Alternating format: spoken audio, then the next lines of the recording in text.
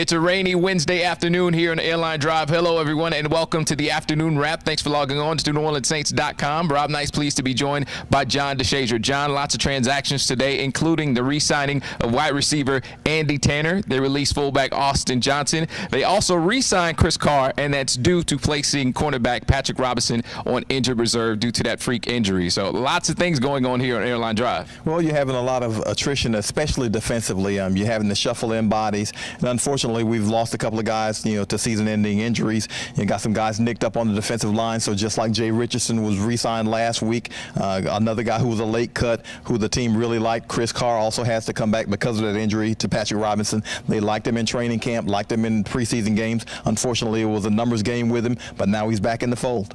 And being a veteran that Chris Carr is, he knew that he had a chance to be back in the black and gold, and he was quite excited.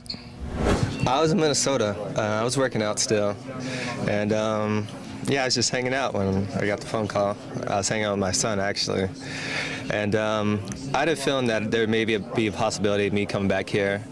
It's unfortunate that P-Rob had to go down like that and be out for the season, but if I was going to play anywhere this year again, it was going to be here. I didn't want to go to anywhere else and have to learn a new system and be around new guys and get comfortable again. I knew if I came back here, it's a team I'm already vested in. I care about this team already, and I'm just thrilled to be back here. I'm glad it worked out. And while it's great to have Chris Carr back in the black and gold, it seems as if these transactions are happening every week. And we talked to head coach Sean Payton on how his team can keep up on the injury front. Well, fortunately, we're getting some guys healthy too, and that's the positive news. There's been a few guys that have been out that are coming back, and that being said, when we practice, we make a point of getting a lot of different players reps, not just the starters. So that'll be something that at the corner position we deal with, and hopefully the guys coming back now can help and get back and give us a little added juice. And this Sunday, we'll also welcome back some former LSU Tigers Patrick Peterson, and we maybe call him his understudy, Tyrann Mathieu, better known as the Honey Badger. He returns to the Mercedes-Benz Superdome. Should the Saints be aware of where these guys are the entire game? Well, Drew Brees says he will be, and you have to be that with guys like Peterson and Tyrann Mathieu. Those guys are playmakers, especially Tyrann Mathieu. We know what he did at LSU. Had his obviously his career cut short there because of off-the-field problems, but when he was on the field, he was strictly a playmaker. And Patrick Peterson has been that in the NFL. In his rookie season, returned 4 punts for touchdowns. Now, you don't see that in guys' careers. He did it in one season. So, those two guys are playmakers. Both of them are going to be lined up at cornerback, probably a little nickel back for Tyrann Mathieu. And those guys are going to have to be guys that are going to have to be paid attention to. They like to look in the backfield. They like to sneak looks. They like to be gamblers. So you might be able to take advantage of them from that standpoint. Well, one place that we have to know where every defensive player is in the red zone. The Saints are an unbelievable 1 for 7 thus far this season in the red zone. Saints quarterback Drew Brees, his thoughts on how to improve attacking inside the 20.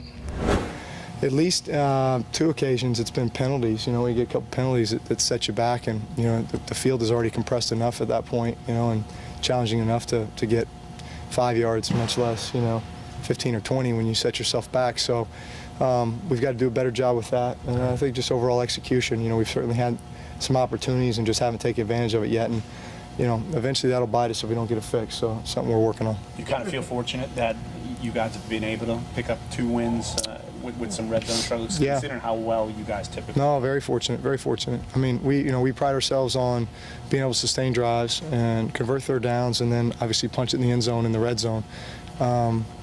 We've always been top in the league in that regard. Also the big plays. I mean, it's great when you get the big plays, but you can't bank on that. You gotta be ready to sustain drives and be patient and all those things. So definitely an area that we're focused on and need to clean up. Well, that's going to do it for the afternoon wrap. JD, tomorrow is Thursday. That's where you start preparing and implementing the game plan against the Arizona Cardinals. Well, they'll probably do a little bit more red zone work. We know they've been struggling in that area, and also a little bit of goal line. That's generally what they start doing toward the end of the week, trying to polish up, and you want to get more scoring opportunities, and certainly you want to cash in. They have not done that so far these first 2 games. The Saints with an unheard of 39 points in the first 2 games. That's not the characteristic that we're used to from this team, so we expect them to brush up on that red zone and on the goal line.